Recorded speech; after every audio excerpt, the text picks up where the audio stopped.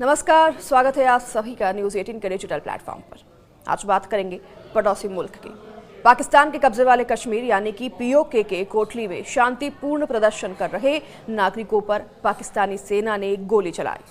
हालात तनावपूर्ण हुए और टूरिस्ट के साथ वहां पर पत्रकार जो आए उन्हें भी चेतावनी दे दी गई। पीओके में एक बार फिर से पाकिस्तानी फौज की बर्बरता सामने आई है, जहां शांतिपूर्ण प्रदर्शन कर रहे लोगों पर सेना ने गोलियां चलाई हैं। पीओके के कोटली में सरकार की नीतियों की जो तस्वीर है वो साफ दिखाई दे रही है।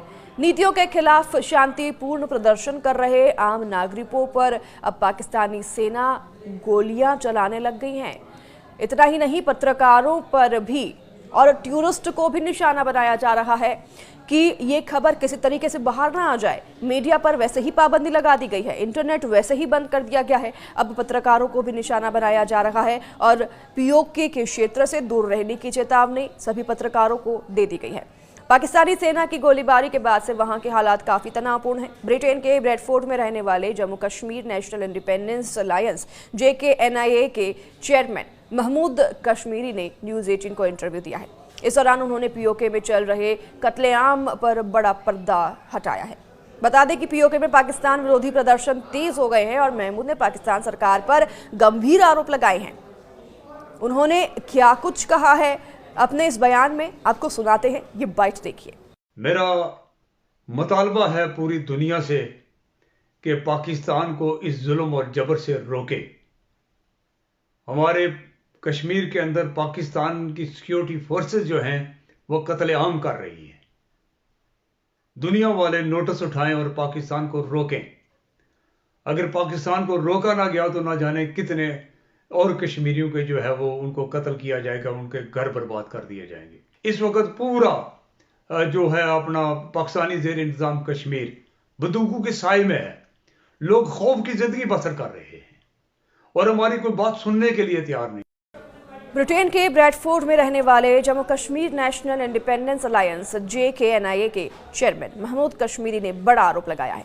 उन्होंने कहा है कि पाकिस्तान सरकार पीओके के लोगों के साथ पिछले 78 सालों से जुल्म कर रही है और उनका कहना है कि यहाँ के लोग न बुनियादी सुविधाओं तक पहुँच सकते हैं और न ही अपने संसाधनों पर अधिकार।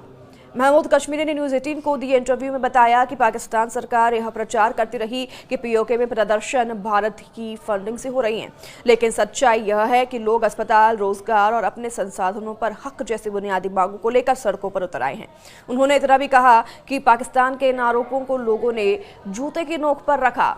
महमूद कश्मीरी ने यह भी कहा कि हालात इतने बिगड़े कि जब स्थानीय पुलिस ने प्रदर्शनकारियों पर गोली चलाई और यहाँ पर लोगों को खदेड़ा तो लोग सभी अधिकारियों को ही कुचलने लग गए। इतना ही नहीं, पुलिस ने प्रदर्शनकारियों पर गोली चलाने से जब इनकार किया तो पाकिस्तान से आए सुरक्षा कर्मियों ने न सिर्फ प्रदर्शनकारियों पर गोलियां चलाई बल्कि पीओके पुलिस कर्मियों को भी पीटा।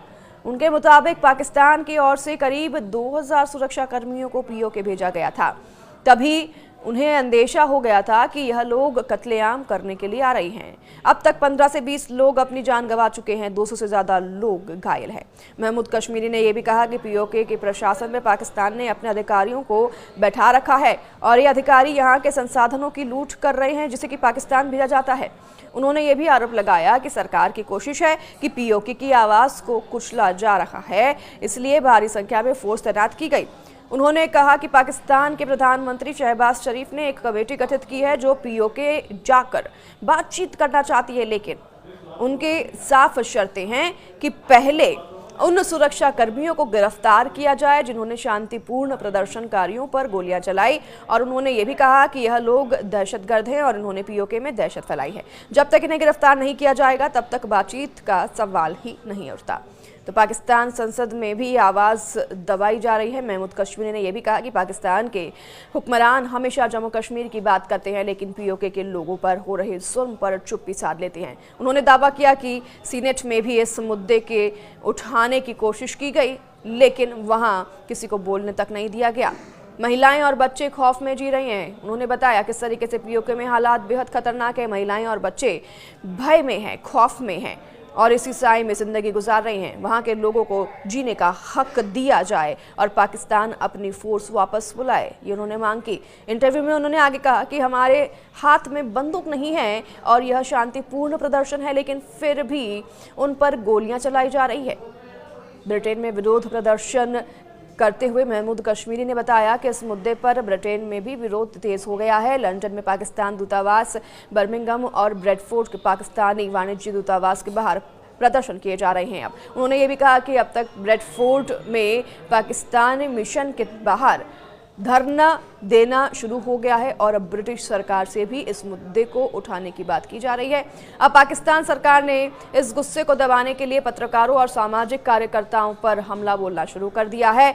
इस्लामाबाद प्रेस क्लब में उस समय भयावह दृश्य देखने को मिला जब पाकिस्तान पुलिस ने न सिर्फ पत्रकारों को कवरेज से रोका बल्कि प्रेस क्लब के अंदर घुसकर उन पर लाठीचार्ज किया। इस दौरान पीओके से आई एक तस्वीर भी आपको दिखा रहे हैं। पीओके से आए कई नागरिक कार्यकर्ता भी घायल हो गए हैं और सोशल मीडिया पर सामने आई तस्वीरों और वीडियो में पुलिस को प्रेस क्लब के अंदर तोड़फोड़ करते और पत्रकारों पर हमला करते भी देखा जा सकता है।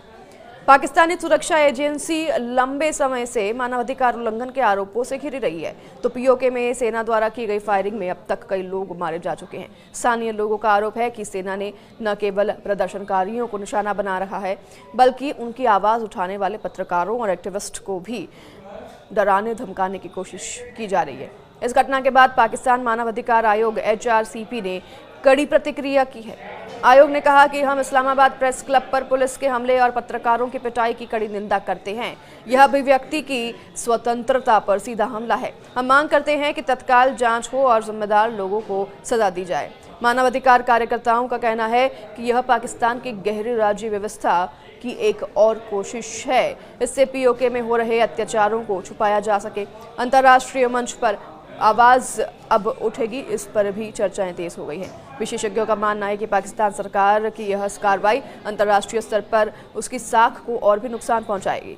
प्रेस क्लब जैसे संस्थान पर हमला दुनिया के सामने यह संदेश देता है कि पाकिस्तान में न तो प्रेस स्वतंत्र है और न ही नागरिकों की सुरक्षा सुनिश्चित है।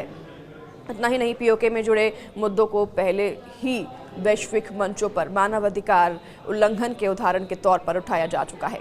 अब प्रेस क्लब पर हमले से पाकिस्तान की छवि और भी बिगड़ सकती है।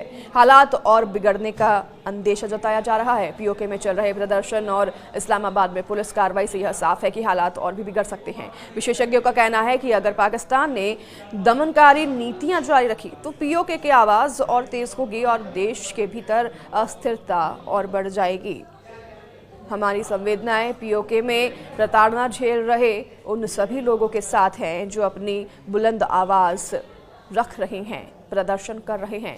उम्मीद करते हैं जल्द ही स्थिति नियंत्रण हो और लोगों की जो मांगे हैं वो पूरी की जाए।